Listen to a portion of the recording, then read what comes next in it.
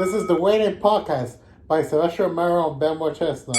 Yes, the weigh-in. The weigh-in podcast is an idea that we, as friends for a long time, have came up with. I am a long-time college athlete, wrestler. I have been around the sports probably since I've been born, and this is what we are. We are the Weigh-In Podcast, and the Weigh-In Podcast is going to bring to you the three-dimensional parts of sports. There's more than just being an athlete. There's being out there being the athlete, and then there's other times to it. You know, in college, I wrestled in college. I was hurt all of college wrestling. I was hurt a lot of that time, and there's that mental aspect to that, to the point where you want to learn mentally, and we're going to share our experiences here, as well as we are going to cover some of the biggest, baddest fights on the planet, like the one last week, Jake Paul versus Nate Diaz. We will talk about a little bit after our intros in explaining ourselves. So if I'm going to get back into explaining myself, I'm Ben Chestnut. I wrestled all my life. That was the sport I did. You know, I was a big wrestler, did a little bit of baseball, a little bit of football. You know, I kind of stuck my hand into a lot of sports, but I learned a lot in that aspect. And then I went to college and wrestled, so I learned from there. And I'm going to share to you my knowledge. And now I am a turned boxer. I box now at Park Elite Boxing Academy. And it's a gym, and I'm really boxing. I'm staying serious and being into that everything into my training on my boxing journey. So that's going to be shared across with the weigh-in, and we're going to talk about the fights, as I said, and this is me. All right, my name is Sylvester Romero. I'm 23. I'm Ecuadorian. Now, my career, I started during high school. I didn't play any sports. The only thing I did do was I did train for the Rose Park High School football team my 4 years, and I learned by watching football and stuff that's a good sport, and I loved it. Doing the chains and being part of the football team was a blessing, because not only I got paid for it, but I got to do it for free and work hard and do everything. And after I graduated from high school, I went to college to become a business major, and so far right now I have my associate's degree with my 2 years of business. Now, coming from that, I left that. I started training, like Benoit said, in the gym at Rosa Park High School. In Rosa Park, New Jersey. Yeah, Park Elite Boxing Academy. Park Elite Boxing Academy. We train there hard. The owner is personally such a great guy, and I think by him bringing us in and us boxing, I think I'm getting better and better boxing every day. And I think doing this podcast is going to be something great for being as boxers doing this and about doing every single sports. Yeah, but would you say boxing gave you a purpose? Yeah, I think boxing gave me the best Okay, purpose. so let's jump a little gears here. Didn't you try out for the bowling team? Did you not? Is there not aspects to a guy who tries out for a team and gets cut? Like, how do you tell somebody who may be a junior or a senior, I tried out for a team and I got cut? What is the feeling? Because you felt that I've never been cut. So you felt being cut from a sport that you wanted to do. So what is that aspect? What is that feeling that you kind of feel being cut from that? And where does that feeling go? It all depends on the person. For me, I did try out for the bowling team for the Rosa Park, for the Rosa Park Panthers. I did get cut because I wasn't so good at as the other bowlers. And at first, I did feel sad about it. But then I was like, I really don't care, because I'm like, bowling was never my career. I always wanted to do something else. So, but if bowling is your career, just keep trying and you'll be good at it. But for me, I just do bowling for fun. It's not a career. So for me, it didn't affect So what would you say in that time helped you get over that moment you were cut, to that moment you said, you know what, I've moved on, this is what happened?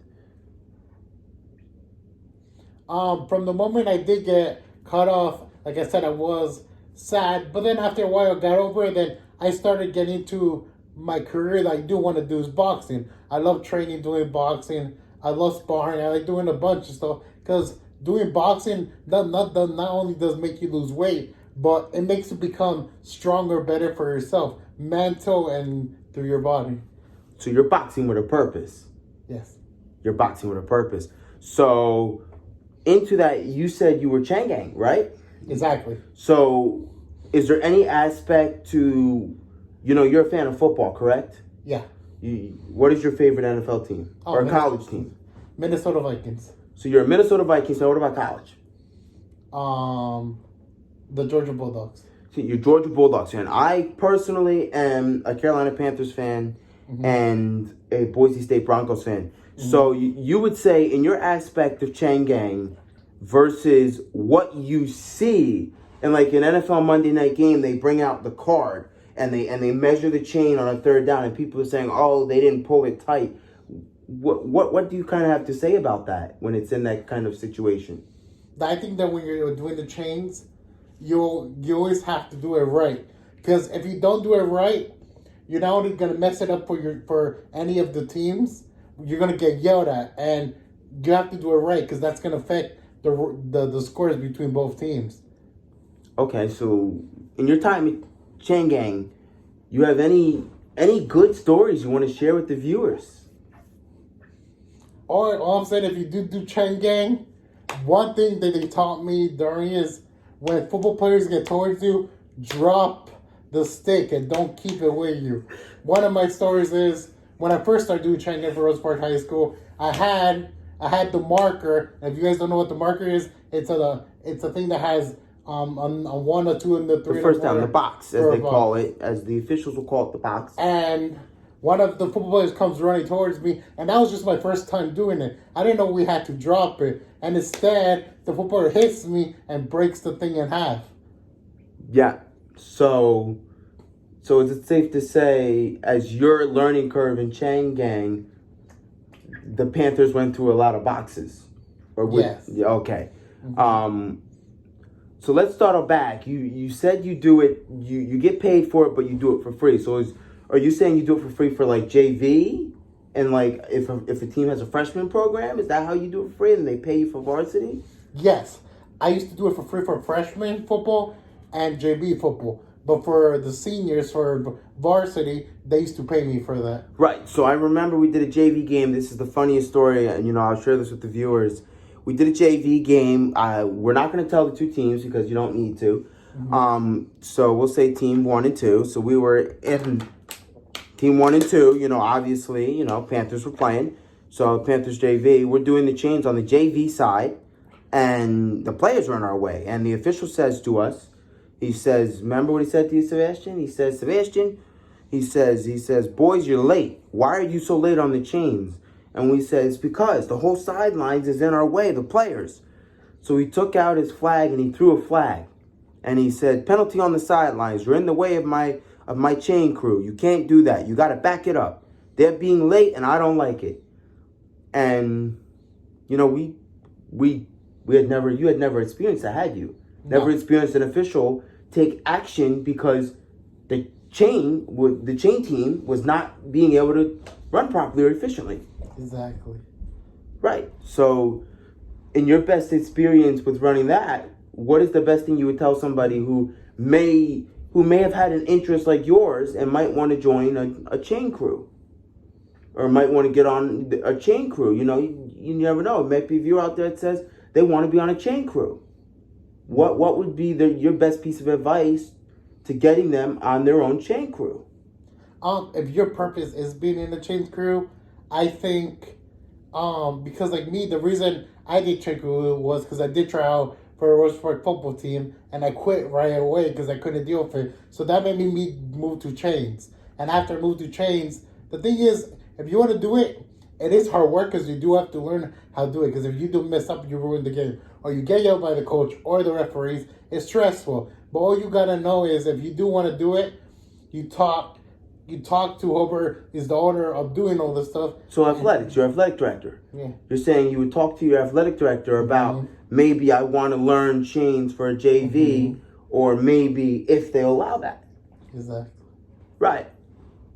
So that is your best piece of advice in your time of learning chain gang. And it depends on what you want to do. If you want to do the box, or you want to do the chains that are the targets themselves, when you move the box, you got to move a lot. Each way where the ball moves, that moves. But if you're doing the chains, you're only going to move each first down. So it's more walking for the box, and then the chain, you're just mostly Let me ask you this. Is it different across JV versus how they do it for varsity, or is it done the same? No, JB, there's a thing called a clip that you have to put in the middle of the chains with the marker. That you don't use that for JB, but for varsity, you need a clip to put in each first down. Right. The exact opposite. You said JV twice. You mean, so for varsity, you use a clip. For JV, you don't use the clip. Yeah, for Okay. varsity. So that's going across his introduction. Is there any questions you might have for me? Versus in my athletic career versus your athletic career. No, I think you said it great. That's great, but we're gonna push it back again. Any personalized questions you might have for me versus around my section of athletics versus your section of athletics. You were in the Chang Gang, a non-competing athlete, versus the competing athlete, or you were still a competing athlete, in many ways, or whatever was going on, but you don't have any questions for me at the given time. No, I'm thinking. You're thinking, so we're gonna come back to you on that one.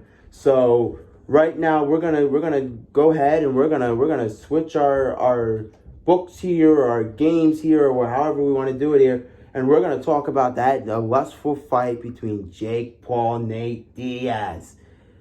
Now we're gonna settle in a little bit to Jake Paul's boxing. You could tell he boxes at an angle. A lot of viewers don't understand this. They think that he's standing straight up when he boxes. He does not. He boxes at an angle. And you could tell that the many times he clipped him with a good right hand, you could tell that Diaz was falling. Diaz was hitting the canvas. Now, would you say, I think I would say, in my best opinion here, that boxing, from what I've learned in boxing, that if Jake Paul would have used his right hand more, he could have possibly knocked out Nate Diaz. Exactly. That's a good way to put it. He could have possibly knocked out Nate Diaz. You see in a lot of his other fights with Nate Robinson and all them, he was using his right hand a lot more. I think that in this last fight, you could see that he's starting to get soft, almost like he's not going in there with that fire lit under him, that he's ready to go in there and knock out every opponent. It kind of feels like he's getting a little soft, has a little more respect for his opponent. It's not mostly on that. It's also that he gives too much respect to fighters. Give them respect at the end. Kill them first, then. You mean not kill, but knock them out. We would never say to harm another boxer, right? No. So you're saying a lot of respect. I agree with you. There's a lot of respect between Paul. It's too much respect. You saw it in the Anderson Silva fight, and you saw it in the Tommy Fury fight. There was a lot of respect. Yeah. Too much. I think Paul should have gone in and knocked him out, made statements between all three of those boxers. Diaz, Anderson Silva, and Fury. Mm-hmm.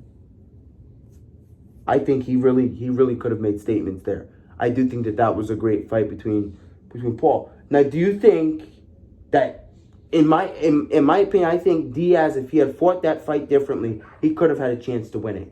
If he really boxed the fight and got rid of all the shenanigans of the, you know how Diaz has those shenanigans as a. If he put more effort, yes, he would. But he didn't put all his effort. He was taunting too much. Yeah, too much taunting. Like, I think that if Diaz would have stopped all that taunting and really got out there and said, I'm going to beat Paul without all this taunting, and really boxed the match, he could have, there's plenty of boxers that jab their way through the fight. They jab their way through the fight. Exactly. Jabbing your way through a fight, it's not saying it's bad, but it's quality boxing to jab your way through the fight. To jab after jab after jab your way through most of your fights. So jabbing your way through a fight is a good way many times to get through some of your boxing fights and that. So we have gone to a couple boxing shows where we've learned, the aspect of boxing. We've seen some of our teammates in the gym, at a show, and we've done a lot of that stuff we've gone to shows and seen our teammates. You know, what do you see any aspect different from going to the show versus watching it on TV? I feel like when you're watching on TV, you don't get the excitement and you don't see how they really throw because you're watching off a screen. But as like we said, when we go we went to see professional fights, you could see and you could yell and you could see exactly how he's hitting it if you're right next to him. So you can see and more and really learn how he's really hitting and jabbing and dodging, doing everything he needs to do. Okay, so let's settle in here. You know, one of our biggest fights that we've seen in person is we went to Atlantic City and we saw Dangerous Daniel. We bring up Dangerous Daniel because he's a young prospect, and it helps us bring across Paul because you look at Diaz, and he just jumped in and he fought Jake Paul. But if he brought himself up as a young prospect and really fixated his mind to do it, when you look at most of these boxers that we see on TV, like Canelo, like Oscar De La Hoya. We know you haven't seen a De La Hoya fight in some time, but De La Hoya, Miguel Cotto, a lot of those guys were fixated in the mod of their fights because they wanted to win. And that's the same thing we see in some of our teammates like Dangerous Daniel. We went and saw him in Atlantic City. So he wanted to win. He had the fire in his eye that we don't see in Diaz. Exactly. Nate Diaz, you don't see that. There was a lot of taunting, right? A lot of taunting during that Diaz-Paul fight. A lot of taunting, you would say? Yeah, a little too much taunting. I would agree, a little too much taunting for that Diaz fight. Little too much, but, you know, do you think, from your knowledge, is there a better way Diaz could have boxed that fight other than taunting? If he did practice more with his coach and he taught him more stuff, I think it would have been better. Because I know mostly Diaz, he's from UFC. So you're saying if he had a longer training camp. Exactly. So you're saying if training camp was longer and he focused a lot more, he could have, if he took the fight more serious is what you're saying. Yes. You don't think Diaz took it serious? No. He was fooling around and playing around. You could tell Diaz was not taking it serious. Okay, so, you know, the other day on our social media, we posted in a lustful knockout. I said, what a beautiful knockout by Anthony Joshua. You want to talk about how, you know, you see a knockout like that versus some of the other Jake Paul knockouts? Where does it stack up versus Anthony Joshua, a boxer that has been training boxing for years, knocks out, and versus when you see Paul's knockout, do you see a difference? Because I know what I see, but do you see a difference? I mean, the difference I see is that what was the name of the boxer? Anthony Joshua. Anthony Joshua, he boxed since he was younger. He's been doing it since he was young. The difference with Jake Paul is Jake Paul first wasn't a boxer. He started being a TikToker, a Viner, YouTube. Then after that, when he wasn't focusing on that, he became a boxer. So you can never, Jake Paul is just a boxer. Yes, he's good and everything, but you can't compare him to Canelo or Joshua. They're boxers who are going to be way better than him because they did that since they were little. Jake Paul hasn't done that since he was little. You can't compare him to other fighters. So I would agree with you and piggyback off of that yes, you can learn something when you're older. Like, there's no doubt you say you can learn something. But I would agree that there is a lot more mistakes and knowledge when you've learned something when you're little. Mm-hmm. Because I wrestled when I was little and there was a lot of mistakes. And as I learned, I got better. You know, as you learn, you get better. So that's a lot of things I learned. So that's how I go across my statement of when you learn something when you're little, you're more likely to learn over the years and over the years. Now, we're not saying that somebody can't pick it up when they're older, right? We're not saying that. We're just saying that, you know, when you're little, you learn a lot more knowledge and you learn as much as you can in that sport and what you can in that sport. Exactly. So you think that plays a role for Diaz, that he has not been boxing for a long time? No, because Diaz, he's a UFC player. I'm UFC fighter. He's used to legs, head. He's used to doing everything. But boxing, mostly boxing, all you do is fist. Yeah, but let's do this. If we compare Diaz versus Paul to Conor McGregor versus Mayweather, what UFC fighter would you say, in your best opinion, fought that fight better from coming over? From which one, Mayweather, Conor McGregor? Yeah, so I said Mayweather, Conor McGregor. Okay. Versus Diaz, Jake Paul. What UFC fighter would you say made a better transition to boxing, had a better chance? I would say Mayweather, because Mayweather... No. Mayweather wasn't a UFC guy. I'm saying... From UFC? Yeah, so I'm saying between Conor McGregor and Nate Diaz, who did the transition to boxing better? I would say Conor, because when he fought Mayweather, he learned it hard, and he did fight way better than Nate Diaz did. So you think that Conor McGregor went about it the right way? Yes. And you think Diaz taking it as a joke didn't? Yeah, because Conor McGregor was never taunting. He and Mayweather really had the beef, and they were going to solve it in the ring. So I think Conor, he put more effort by his training camp and everything more than Diaz did. So moving forward, if we go across Jake Paul, what kind of fights would you like to see from Jake Paul? What is your dream matchup for Paul right now? Well, now, what I do really want to see is, if it's Jake Paul, I want to. There's this guy who Jake Paul keeps calling out, and I know he's gonna get knocked out, but I want to see Jake Paul and I think Canelo will make a good fight. Yes, I think Jake Paul will get knocked out right away, but that'll be such a good fight. I mean, it's a good matchup, but if we stay in the ballpark of a reality, I think I want to see Jake Paul and KSI. Would you not agree to that? That you want to see KSI fight Jake Paul? Yeah, he's talked so much about Jake Paul, and when it comes to signing the contract, he's nowhere to be found. If KSI stops being a baby, then yes.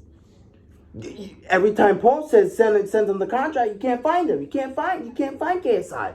He's gone. Or we need the both brothers to fight Jake Paul and You think a dual matchup where one's the co-main and one's the main would be a huge event? Oh yeah. If you were building your dream event, where would you take such a big fight? Where would you place that big fight? I would love to go to Madison Square Garden. So you say MSG? Yes. Where Jake Paul was supposed to fight Tommy first time. In New York City, yes. Okay, so you're saying MSG fight. Mm-hmm. In MSG. All right. You know MSG is home with some of the biggest things. You know, the concerts, the basketball. And you would like to bring a huge boxing fight there. Oh, yeah. Now, do you think they would sell out MSG? I think so. So you're saying if we put both the Paul brothers, do you think they would sell out MSG? I mean, yes, but I know a bunch of people, because a lot of people love Jake Paul and Logan Paul, so I think they would do it. Because I think people are going to put effort. But if we do, let's say we didn't do it there and we'll do it in California, I think it will be sold out way faster than it will be here. Because nobody has to travel. They're already, wherever this California stays there.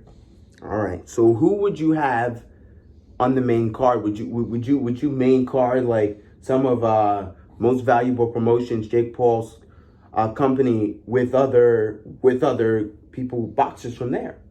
Mm-hmm. Would you like to see other boxers from Most Valuable Promotions on that same card? Yes. So like you would like to see Amanda Soriano, you would like to see, Ashton H2O Sly, like his boxers. Yeah, I want to see everybody.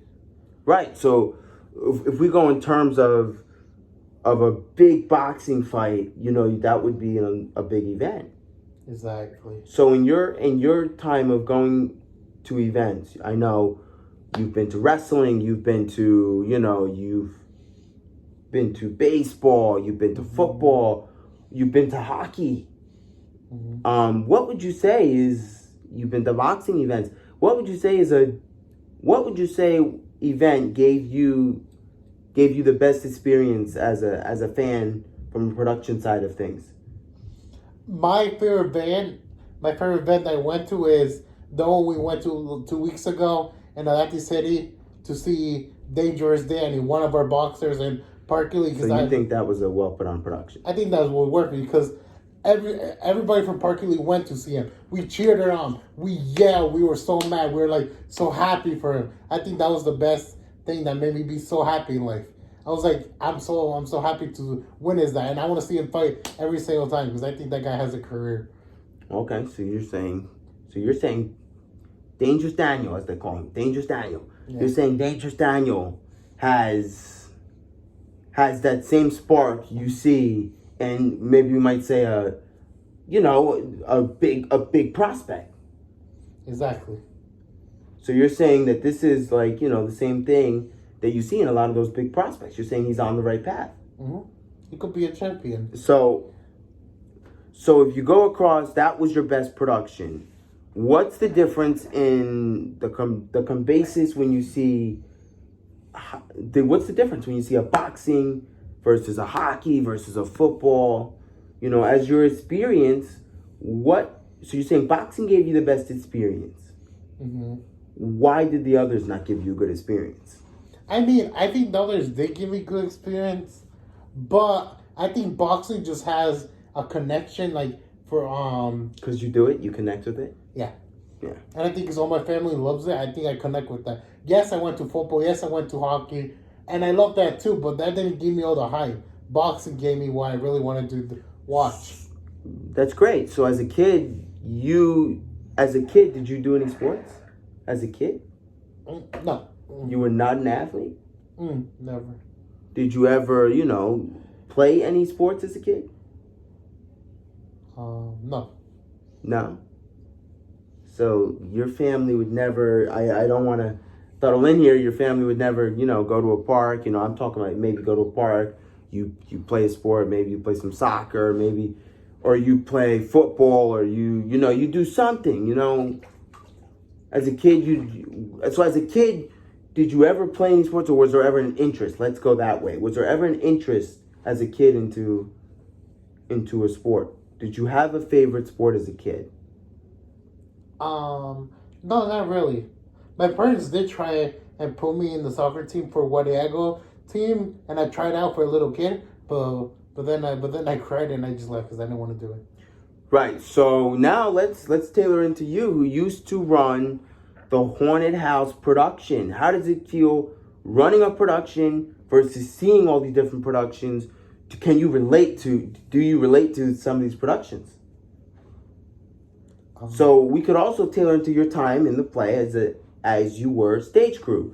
So with that type of production versus the boxing production versus your production you put on as a haunted house, is there any similarities? I mean, it all depends. For like when I did stage crew, we're moving props and stuff to make the production be good. When it's a boxing, you don't have to do that because all the promoters and all the people who host the event is the one who's gonna do everything for you. Yeah, but you don't see like maybe. So the production itself, you don't think that there's maybe there's no similarities between the productions? No, I don't think so. I mean, I could think of maybe a few right off the top. You have every production has a director. Right? Mm-hmm. Right? So when you were running your Haunted Houses, what was one of the key things you did in your production that made it successful? Oh, I taught everybody how to do their stuff. So you had, would you say they were actors? Yeah, they were actors. That were in your show? Yes.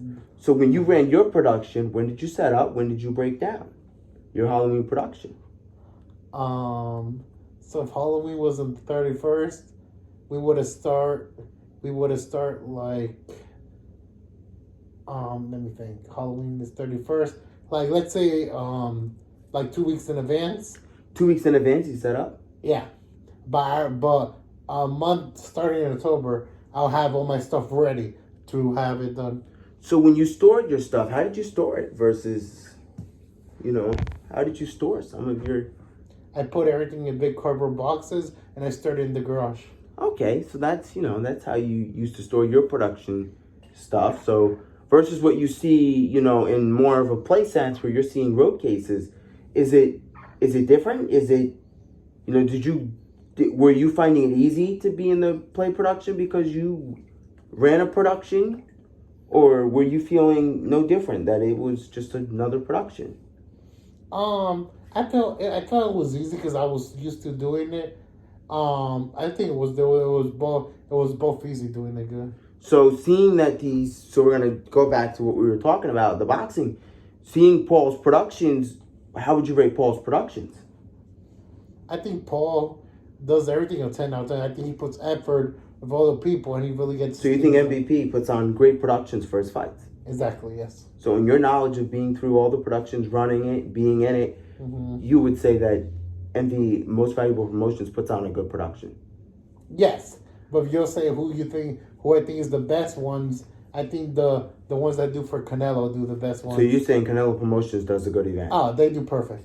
So you're saying, are you more likely to buy a ticket for a Canelo Promotion fight than you are a Paul fight?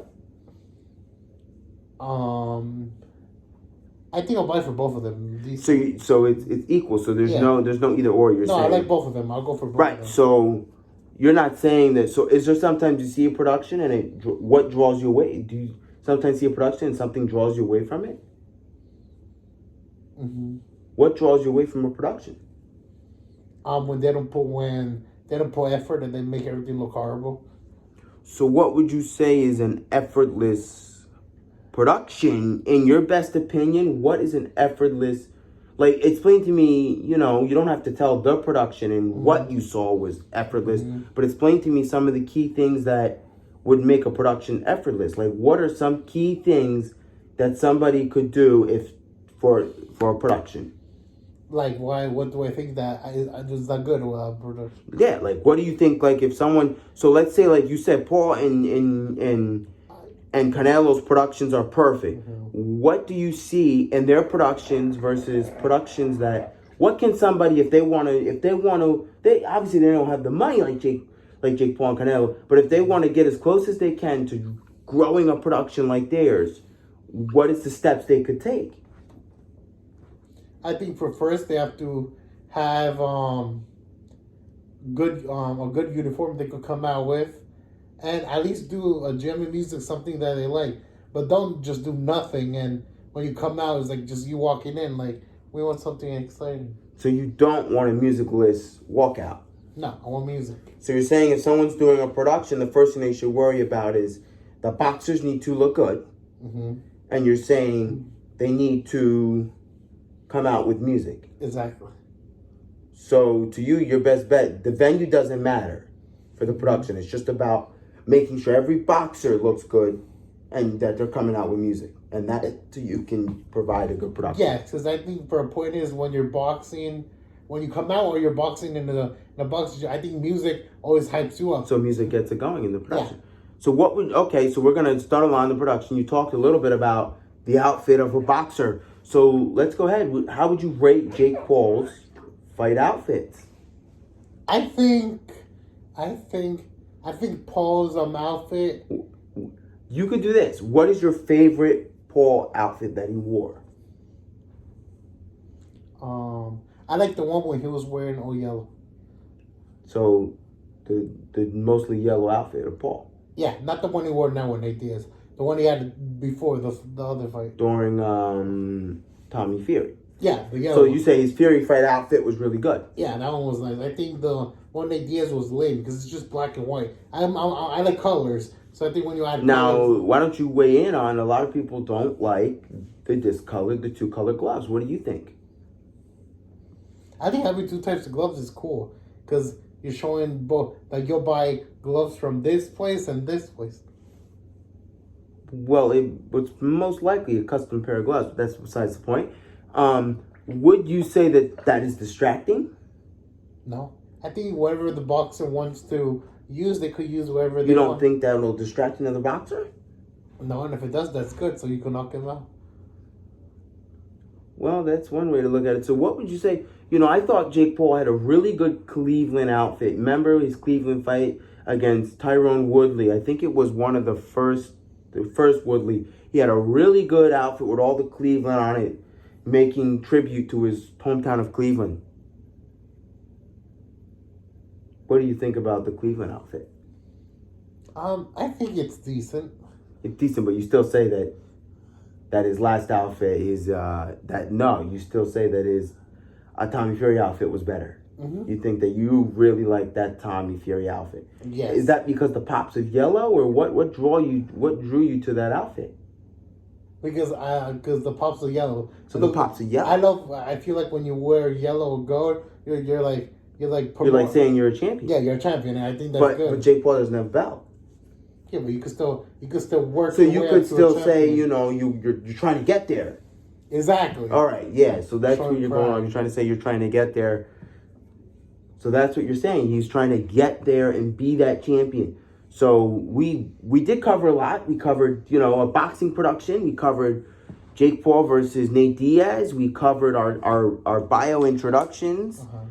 And we covered a lot. We covered Jake Paul's outfits. We covered boxing in general, your aspects, Chess. This is one of our first coming podcast, and, we do want to, in the future, as in more our next one and our ones after that, they're going to be a little more self-centered on, the fights and what we're doing, and exactly. we're gonna try to do a little more, but we had to get an intro in today. We really wanted to explain to you why we're here, why we're doing it, what put us here, why we're sitting here explaining a podcast. And if you're an athlete, we will in the near future get set up on, therapeutic days, therapy Tuesdays, where we might be able to, talk about something on a Tuesday and really explain our aspects of, versus I've never had a concussion, but he has.